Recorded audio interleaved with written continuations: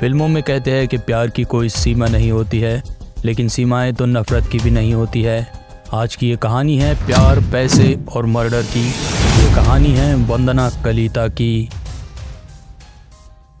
वंदना कलिता एक 32 साल की शादीशुदा महिला जो एक फ़िटनेस इंस्ट्रक्टर भी थी। वंदना गुवाहाटी, आसाम के एरिया में रहती थी। वंदना के पति थे अमरज्योति दे। इन दोनों ने 10 साल पहले अपने परिवार के खिलाफ जाकर शादी की थी। अमरज्योति की मां शंकरी दे एक रिटायर्ड महिला थी। इस कहानी में कुछ और भी किरदार है, जैसे धनजीत दे का जो एक टैक्सी ड्राइवर है और अरूप दे का जो सब्जी बेचने वाला है। न्यूज़ एजेंसीज के मुताबिक ये दोनों वंदना के करीबी दोस्त थे।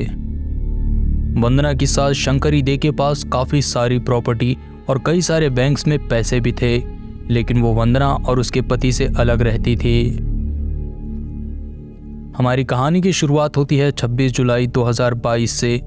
वंदना और अरूप शंकरी दे के घर पर जाते हैं और फिर वो दोनों मिलकर उनका तकिए से मुंह दबोच देते हैं और दम घुटने की वजह से शंकरी दे की मौत हो जाती है। इसके बाद वंदना ने बॉडी को 3 टुकड़ों में काट दिया और उन टुकड़ों को पॉलीथीन बैग्स में भर दिया। फिर धनजीत की टैक्सी में उन बॉडी पार्ट्स को भरकर वो तीनों गुवाहाटी से चिरापुंजी गए और शिलोंग चिरापुंजी रोड के करीब उन बॉडी पार्ट्स को पहाड़ी ऊंचाई से नीचे फेंक दिया और वापस गुवाहाटी आ गए। कहा जाता है कि इस टाइम पर अमरज्योति और वंदना के बीच झगड़ा चल रहा था और वंदना अपने पेरेंट्स के घर पर रह रही थी। इन दोनों के बीच के झगड़े की एग्जैक्ट वजह तो बताई नहीं जा सकती है, लेकिन यहाँ 2 तरह की बातें हैं। वंदना के मुताबिक अमरज्योति एक नशेड़ी आदमी था और उसका अफेयर चल रहा था, जिसकी वजह से उन दोनों के बीच झगड़ा हुआ था। But according to some neighbours Vandana के मल्टीपल अफेयर्स चल रहे थे। पड़ोसियों ने अमरज्योति के पीछे कई सारे आदमियों को वंदना के घर आते जाते देखा था। बात चाहे जो भी हो, लेकिन ये बात तो साफ थी कि उन दोनों के साथ सब कुछ सही नहीं चल रहा था।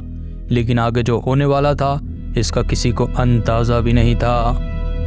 17 अगस्त 2022 को वंदना अमरज्योति के घर जाती है और उसके सर पर एक लोहे की रॉड से वार करती है। चोट लगने पर अमरज्योति वही बेहोश हो जाता है। फिर वंदना अरूप और धनजीत की मदद से उसे बेहोशी की हालत में ही 5 टुकड़ों में काट देती है। मर्डर करने के बाद वो उसकी बॉडी के टुकड़ों को फ्रिज में रख देती है, जहां वो अगले 3 दिनों तक रहते हैं। 3 दिनों बाद पहली बार की तरह वो टैक्सी में बॉडी को भरते हैं और मेघालय की डोकी के पास उन टुकड़ों को फेंक देते हैं। कुछ दिनों तक शांति से बैठे रहने के बाद 29 अगस्त 2022 को वंदना पुलिस के पास गई और मिसिंग कंप्लेंट की रिपोर्ट की, लेकिन पुलिस को उन लोगों के कोई सुराग नहीं लगे।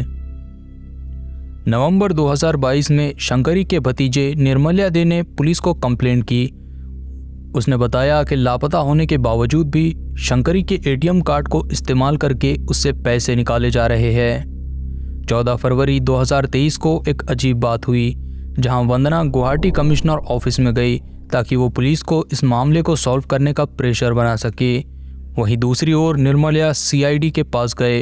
इन दोनों की कंप्लेंट्स को देखते हुए पुलिस फाइनली हरकत में आई और इस केस को दोबारा से स्टडी करने लगी। पुलिस के मुताबिक उन्हें वंदना के बयानों पर शक हुआ और उन्होंने उससे पूछताछ शुरू की, जिसके बाद उसने अलेजेडली कत्ल का गुनाह कबूल किया।